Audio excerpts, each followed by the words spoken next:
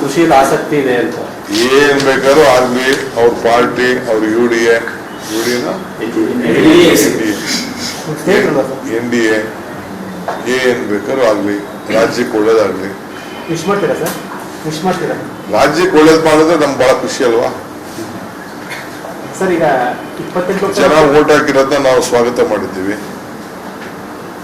ಕೃಷಿ ಯಾರೋ ಆಗ್ಲಿ, ಬೇರೆ ಇನ್ಯಾವ್ದಾರು ಹಾಕೋ ಬರ್ಲಿ, ನಮ್ದೇನ್ ಅಭ್ಯಂತರ. ಬಹಳ ಸಂತೋಷ ಸರ್. ಈಗ 28 ಲೋಕಸಭಾ ಕ್ಷೇತ್ರಗಳಲ್ಲಿ ಬಹುತೇಕ ಸಚಿವರ ಕ್ಷೇತ್ರಗಳಲ್ಲಿ ಲೀಡ್ ಬಂದಿಲ್ಲ, ಅವರು ವಿಧಾನಸಭಾ ಕ್ಷೇತ್ರದಲ್ಲಿ. ಪಾರ್ಟಿ ಏನಾದ್ರು ಕೂಡ ಇಂಟ್ರಾಸ್ಪೆಕ್ಷನ್ ಏನಾದ್ರು ಕೂಡ ಮಾಡ್ತಾರೆ ಸರ್? ಖಂಡಿತ ಮಾಡ್ತೀವಿ. ನಾನು ಆಕ್ಚುಲಿ ಈಗ ನಾನು ಶನಿವಾರ ನಮ್ಮ ಸಮಾಜ ಎಲ್ಲಾರು ಕರಿಬೇಕು ಅಂತ ಮಾಡಿದ್ದೆ. ಈಗ ಆಗ್ತಾ ಇಲ್ಲ, ಯಾಕೆಂದ್ರೆ ನನಗೆ CM ಇಬ್ಬರಿಗೂ 8ನೇ ತಾರೀಕಿನ ಡೆಲ್ಲಿ ಕರೆದಿದ್ದಾರೆ. 8ನೇ ತಾರೀಕು ಡೆಲ್ಲಿ ಕರೆದಿದ್ದಾರೆ. ನಾನು ಶನಿವಾರ ಕರಿಬೇಕು ಅಂತ ಮಾಡಿದ್ದೆ. ಈಗ ಅದನ್ನು ಪೋಸ್ಟ್ಪೋನ್ ಮಾಡಿ ಇನ್ನೊಂದಿನ ಕರಿತೀನಿ. ಎಲ್ಲನೂ ಕರೆದು ಮಾತಾಡ್ತೀವಿ.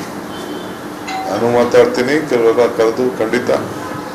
ಯಾಕೆಂದ್ರೆ ಈಗ ರಿಪೇರಿ ಮಾಡ್ಬೇಕಲ್ಲ. ನೋಡಪ್ಪ, ಎಲ್ಲರೂ ಕಷ್ಟಪಟ್ಟು ಕೆಲಸ ಮಾಡಿದ್ದಾರೆ. ನಾನು ಯಾರ ಮೇಲೂ ದೂಷಣೆ ಮಾಡೋದಿಲ್ಲ. ಏನೋ ಸ್ವಲ್ಪ ಹೆಚ್ಚು ಕಮ್ಮಿ ಆಗಿದೆ. ಸೊ ಏನು ಹೆಚ್ಚು ಕಮ್ಮಿ ಆಯ್ತು ಫಸ್ಟು ತಿಳ್ಕೊಂಡು ಆಮೇಲೆ ತಿಳ್ಕೊಳ್ಳೋಣ. ಅಷ್ಟೇ ಸಿಂಪಲ್. ಫಲಿತಾಂಶ ಬಂದ ಬೆನ್ನಲ್ಲೇ ನಿಮ್ಮ ಸಹೋದರ ಸಚಿವ ರಾಜಣ್ಣ ಅವರು ಹೆಚ್ಚುವರಿ ಉಪಮುಖ್ಯಮಂತ್ರಿ ಬೇಕು ಜಾತಿ ಒಂದೊಂದು ಅಂತ ಬಹಿರಂಗ ಹೇಳಿಕೆ ಕೊಟ್ಟರು. ಅಂದ್ರೆ ಕೇವಲ ಕುರುಬ ಮತ್ತು ಒಕ್ಕಲಿಗನ ಮಾತ್ರ ಪಕ್ಷ ಅಧಿಕಾರಕ್ಕೆ ಸರ್ಕಾರ ಆಗೋದಿಲ್ಲ. ಪಕ್ಷ ಏನಾಗಬೇಕಂದ್ರೆ ಹೆಚ್ಚುವರಿ ಉಪಮುಖ್ಯಮಂತ್ರಿ ಬೇಕು ಅಂತ ರಾಜಣ್ಣ ನಿನ್ನೆ ಹೇಳಿದೆ ಸರ್. ನಿನ್ನೆ ಹೇಳಿದೆ ರಾಜಣ್ಣ. ಇವತ್ತು ಸಾಯಂಕಾಲ ಸುರ್ಜೇವಾಲ ಬರ್ತಾರೆ, ಅವ್ರು ಕೇಳಿ. ನಾವು ಕೇಳಿದ್ರೆ ಸರ್, ಅವ್ರು ಕೇಳಿ.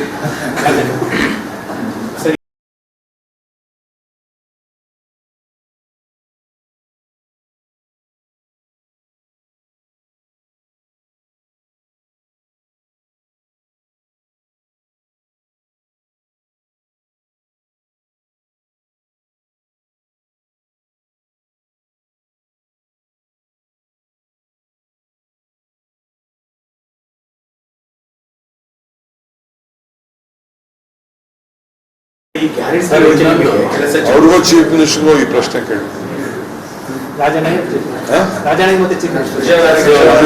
ಚೀಫ್ ಮಿನಿಸ್ಟರ್ ಕೇಳಿದ್ರು, ಅವ್ರು ಕೊಡ್ತಾರೆ. ಸರ್, ಕೆಲ ಸಚಿವರು ಗ್ಯಾರಂಟಿ ಯೋಜನೆ ಬಗ್ಗೆ ಅಪಸ್ವರ ನಮ್ಮ ಕೈ ಇದ್ದಿಲ್ಲ. ಗ್ಯಾರಂಟಿ ಯೋಜನೆ ಸರ್ವೇದಲ್ಲಿ ಜಾಸ್ತಿ ಇತ್ತು. ಗ್ಯಾರಂಟಿ ಯೋಜನೆ ಕೈ ಹಿಡಿದಿರೋದಪ್ಪ. ಓಟ್ ಬಿದ್ದಿರೋದು ಲೆಕ್ಕ. ಓಟ್ ಹಾಕಿರೋದು ಗುಪ್ತ ಮತದಾನ.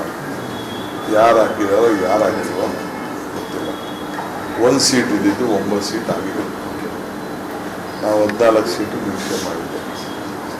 ಲಾಸ್ಟಲ್ಲಿ ಕೊನೆಗೆ 10 ಸೀಟ್ ಬರ್ತಿದೆ ಅಂತ ಲೆಕ್ಕಾಚಾರ ಇತ್ತು. ಅದಕ್ಕೆ ನಾನು ಡಬಲ್ ಡಿಜಿಟ್ ಅಂತ ಕೂಡ ಹೇಳಿದೆ. ಸರ್ವೆ ರಿಪೋರ್ಟ್ ಎಲ್ಲ ಬಂದು ನನಗೆ ಕೇಳಿದ್ದು.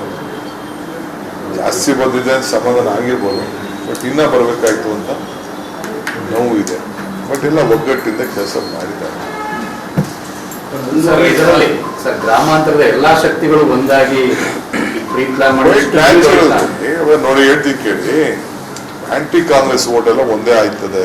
ದಳ ಓಟು, BJP ಓಟು. ನಮ್ಮಲ್ಲಿ ಮೈನಾರಿಟೀಸ್ ಬಿಟ್ಟರೆ ಮಿಕ್ಕಿದವರೆಲ್ಲ ಒಂದಾಗ್ತಾ ಇರೋದು ನಮ್ಗೆ ಗೊತ್ತಿದ್ದ ವಿಚಾರನೆ. ಬಟ್ ಈ ಲೆವೆಲಲ್ಲಿ ಆಗ್ತದೆ ಅಂತ ನಾನು ಎಕ್ಸ್ಪೆಕ್ಟ್ ಮಾಡಿರಲಿಲ್ಲ.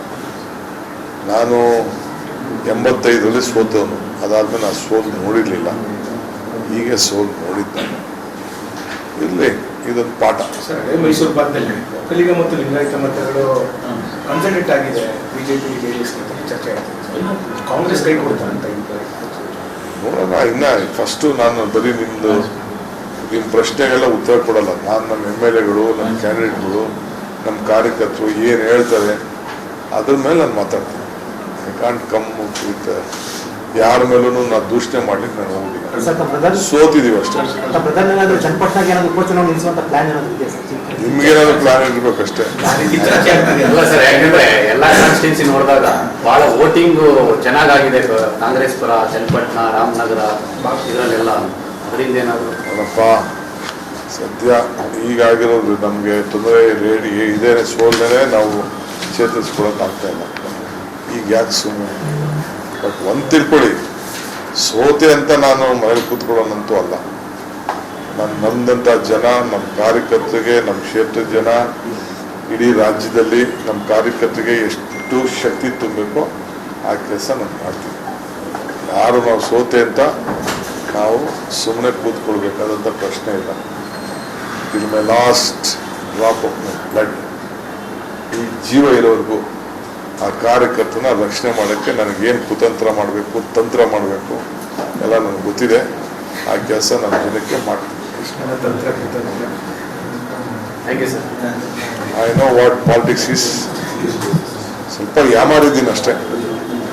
ಇಡೀ ರಾಜ್ಯ ಸುತ್ತಕೊಂಡು, ಹೊರಗಡೆ ರಾಜ್ಯ ಸುತ್ತಕೊಂಡು ಸ್ವಲ್ಪ ಟೈಮ್ ವೇಸ್ಟ್ ಆಯ್ತು ಅಷ್ಟೇ. ಅಷ್ಟಿಷ್ಟ ದೊಡ್ಡ ಲೀಡರ್ ಸೋತಿದ್ದಾರೆ, ನಾನು ಸೋತಿದ್ದೀನಿ. It is my personal defeat.